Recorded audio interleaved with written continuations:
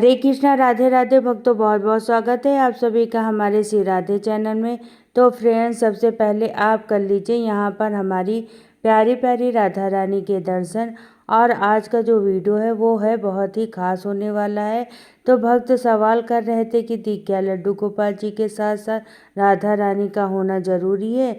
तो आज हम इस टॉपिक पर बात करने वाले हैं और आपसे मेरी रिक्वेस्ट करूंगी कि अगर आप सच में अच्छे से समझना चाहते हैं ना तो वीडियो को पूरा देखिएगा। तो चलिए बिना देरी किए वीडियो को कर लेते हैं शुरू।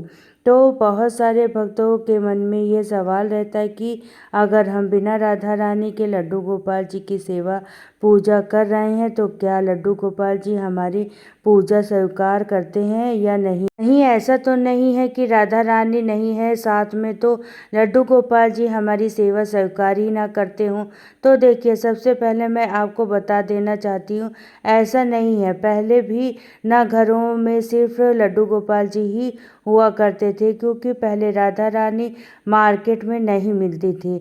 तो क्या किया जाता था कि जहाँ भी लड्डू गोपाल जी की मूर्ति होती थी मंदिर में, वहाँ पर राधा कृष्ण का फोटो चित्र ऐसा लगा दिया जाता था, ठीक है। और वैसे भी जो हमारे कृष्ण कन्हैया हैं और राधा रानी है वो दो नहीं है, वो एक ही है। तो आप बिल्कुल भी परेशान ना हो और पूरे श्रद्धा भाव से अपने लड्डू गोपाल की सेवा करें। उन्हें कभी राधा रानी बना दें, उन्हें कभी बाल गोपाल के रूप में श्रृंगार कर दे। देखिए, कई बार ऐसा भी देखा गया है कि लड्डू गोपाल जी को ना भक्त देखा देखी में ले आते हैं, एक दूसरे को देखते हैं तो लेके चले आते हैं, लेकिन बाद में वो उनके लिए समय नहीं निकाल पाते, ना उनकी स्नान करा पाए, ना उन्हें भोग लगा पाए, जो कि करना बेहद गलत है।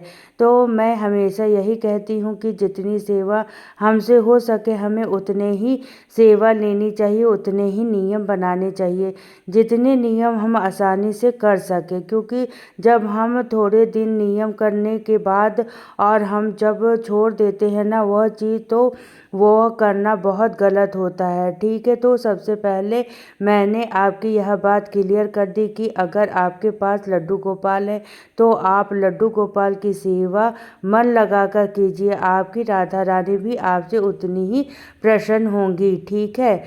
तो अब हम बात करते हैं कि जितने घर में राधा रानी है, जो लोग निरंतर राधे कृष्ण की सेवा कर रहे हैं पूरे नियम के साथ, पूरे प्रेम के साथ, श्रद्धा के साथ, तो देखिए हमारे गुरुजन कहते हैं कि राधा रानी की सेवा बिना हर किसी को नसीब नहीं होती। हर किसी के घर में राधा रानी की सेवा नहीं हो सकती है। कहते हैं जिस घर में बहुत ही असीम कृपा रहती है ना राधा रानी की, जिनकी कई जन्मों की भक्ति होती है, उनके कारण ही राधा रानी की सेवा हमें इस जन्म में प्राप्त होता है, ऐसा कहा जाता है। और कहते हैं कि राधा रानी की सेवा करना तो दूर, उन्हें घर लाने के बारे में भी हमारे मन में कभी ख्याल भी नहीं आता है जब तक कि उनकी इच्छा ना हो।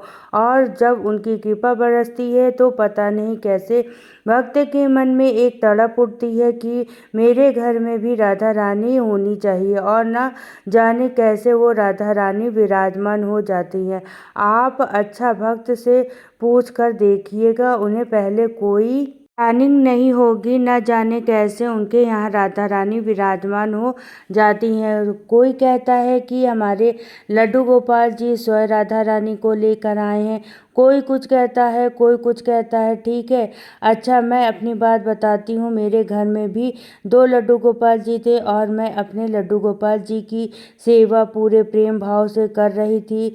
उनको सुलाना, जगाना, स्नान कराना, भोग लगाना, सारी चीज़ें। लेकिन पता नहीं कैसे अचानक से ऐसे मन में ख्याल आता है कि नहीं, मेरे राधा रानी के बिना मेरा मंदिर सूना है, मुझे राधा रानी को लेकर आना है। लेकिन फिर क्या होता था, मैं सोचती थी नहीं, मैं नहीं कर पाऊंगी। पता नहीं भक्त कैसे कर लेते हैं राधा रानी की सेवा, मैं इतनी कर ही नहीं पाऊंगी, बस फिर रुक जाती थी। और लेकिन अचानक से ऐसे राधा रानी आई, सच में आप यकीन ही नहीं मानेंगे कि हमारी सुबह में प्लानिंग केवल एक बात चल रही थी, घर में कोई राधा रानी को लेकर आना है, और शाम तक राधा रानी विराजमान हो गई।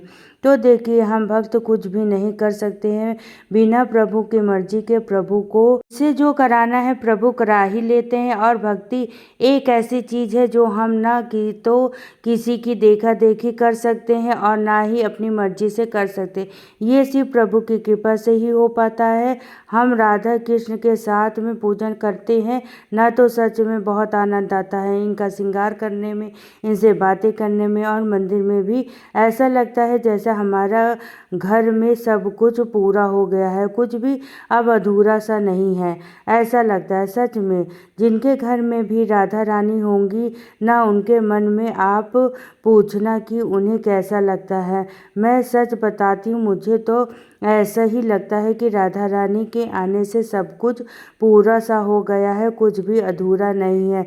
बहुत रौनक सी आ गई है राधा रानी के मेरे घर में आने से, कुछ भी अधूरा नहीं है। राधा रानी जहाँ भी होती हैं ना, वहाँ पर उनकी कृपा बरसने लगती है और उनके घर में भी किसी भी चीज़ की कोई कमी नहीं होती। जहाँ नित्य प्रतिदिन राधा रानी को भोग लगाया जाता है, उनकी पूजा आरती की जाती है ना, भक्त बहुत आनंद में रहने लगते हैं। और ये तो सभी जानते हैं, राधे कृष्ण की सेवा पूजा करने से कलेश दूर होते हैं, पति पत्नी के संबंध अच्छे हो जाते हैं, घर का माहौल बहुत ही अच्छा सा हो जाता है। और अब मैं आपसे सिर्फ इतना कहूँगी कि अगर आपके मन में एक बार भी ऐसा विचार आ रहा है ना कि मुझे भी राधा रानी को लाना चाहिए, तो आप यकीन मानिए कहीं ना कहीं हमारे कृष्ण कन्हैया या हमारी राधा रानी ही चाह रही होंगी आपसे सेवा लेना, ठीक है।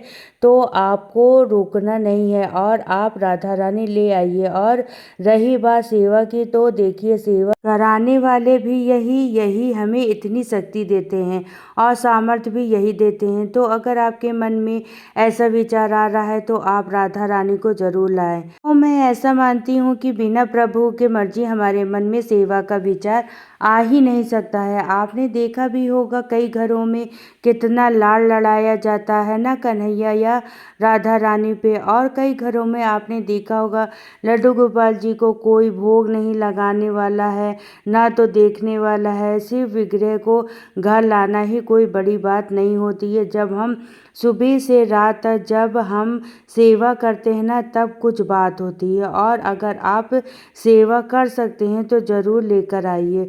तो उम्मीद करती हूँ आपको आपके सवालों का जवाब मिल गया होगा। तो फिर मिलती हूँ नेक्स्ट वीडियो में।